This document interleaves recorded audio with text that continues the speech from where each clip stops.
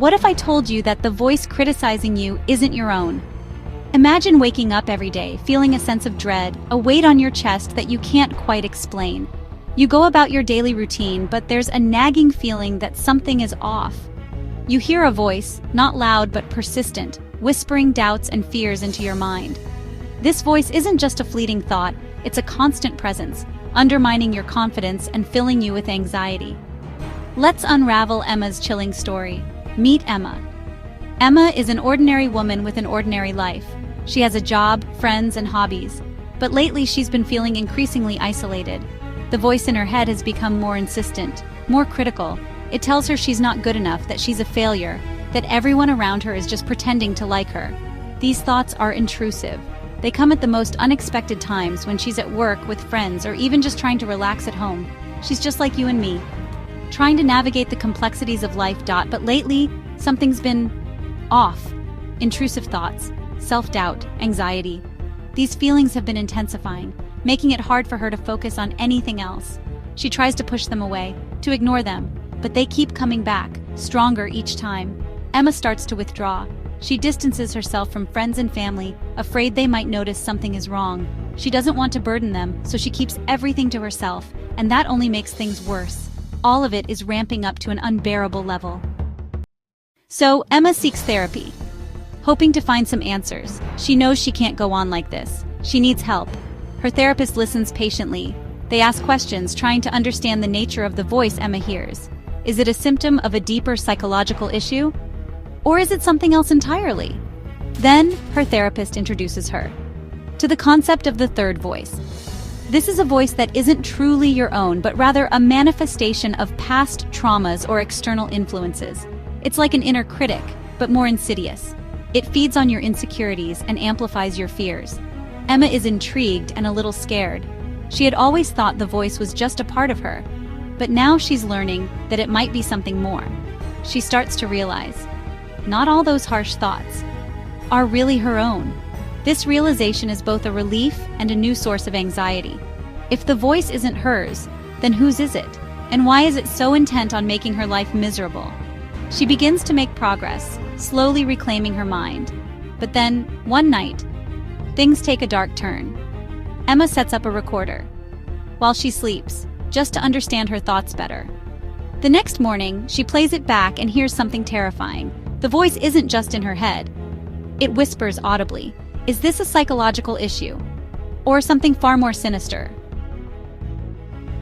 Emma dives deeper. Her reality blurs with each discovery. She uncovers a hidden past, repressed memories of abuse, memories that shaped this third voice. Her subconscious has been trying to force her to remember. The twist, these buried memories, they're not just figments of her mind. They're pieces of a puzzle revealing the true nature of her inner critic.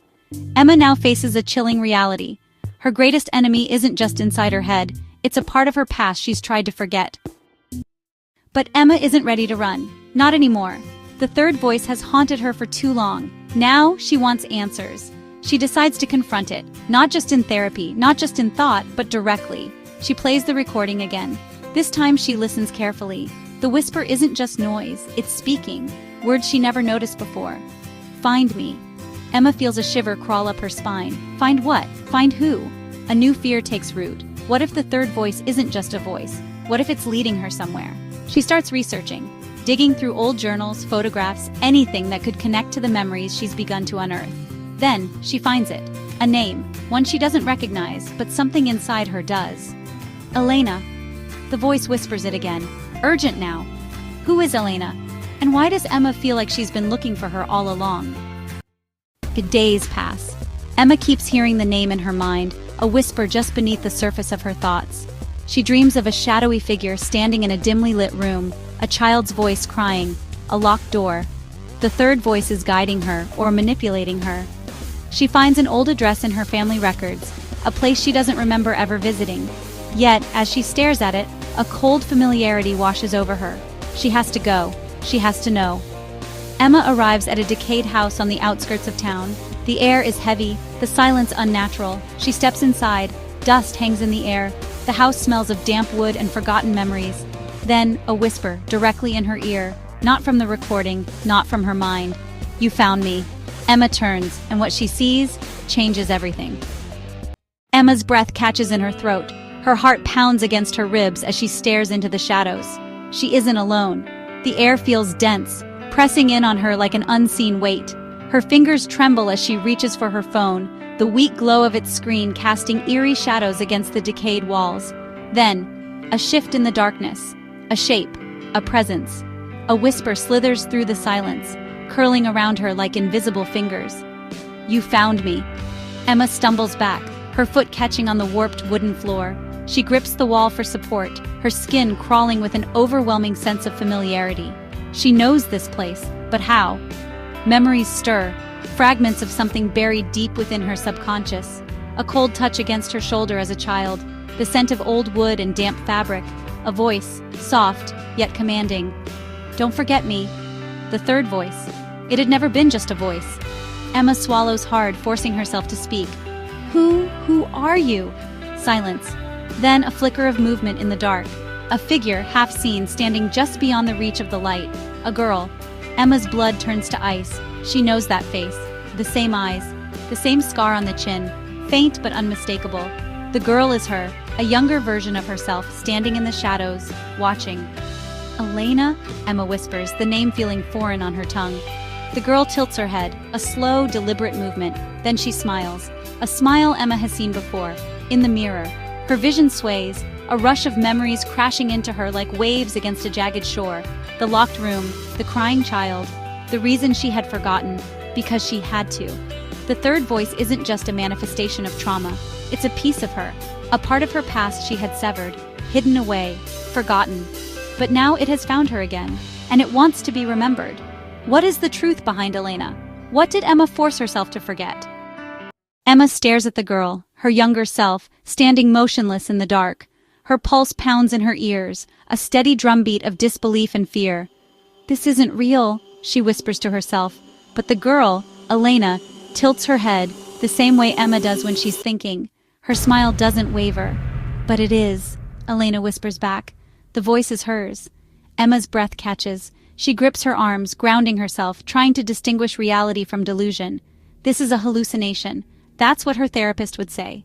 A manifestation of her repressed trauma, taking shape, speaking back. But if it's just her mind playing tricks on her, why does she feel so certain? That Elena is real? She closes her eyes, willing herself to wake up, to push through the dissociation.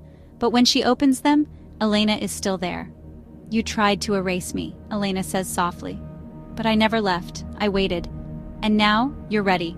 Ready for what? You know. And Emma does know. The human mind is complex, capable of incredible feats of self-preservation. It can suppress memories, alter reality, fabricate entire identities, all to protect itself from unbearable pain. Elena isn't just a memory, she's a fragmented personality. Emma's subconscious split long ago, creating a separate identity to hold the pain she couldn't face. A psychological phenomenon known as dissociative identity disorder. And now, after all these years, Elena has come back, not to haunt her, but to help her remember. Emma's knees weaken. She clutches her head, memories flooding back. The locked room, the crying child, the whispers in the night. It wasn't a ghost. It wasn't just a voice. It was her. Her mind had created Elena to survive something so terrible that she had to forget. But now, she remembers the door, the one at the end of the hall, the one she was never supposed to open. And suddenly, she knows. If she wants to understand the truth, she has to go back to where it all began, back to the room. What is Emma hiding behind the locked door? And what will she find when she finally opens it? Emma stands before the door. Her hand hovers over the knob, her fingers trembling. She knows what's behind it now. A memory she buried. A truth she wasn't ready to face. But she's ready now. Elena stands beside her, no longer a shadow, no longer a whisper in the dark. She is real. She is Emma. And Emma is strong enough to face what comes next. She takes a deep breath and opens the door. Inside, the air is thick with dust, the scent of old wood and forgotten time. A small bed, a broken toy, and a diary, one she hasn't seen in years. She picks it up, flipping through brittle pages, the ink slightly smudged. And then she finds it. A child's writing. "I am not alone." Elena keeps me safe. Tears well in her eyes. She had created Elena to protect herself, to shield herself from pain. But now, she doesn't need protection. She needs healing. Emma looks at Elena, who smiles not with sorrow but with understanding. "You don't need me anymore," Elena says softly. "But I will always be a part of you." Emma nods. Not in fear, not in confusion, but in acceptance. She steps back into the light, breathing in the crisp air of the present. The voice is still there, but it no longer haunts her. Because it's not a curse. It's a part of her. And for the first time in years, she feels whole. Emma has reclaimed her mind, her past, and her future. The third voice no longer controls her. It belongs to her.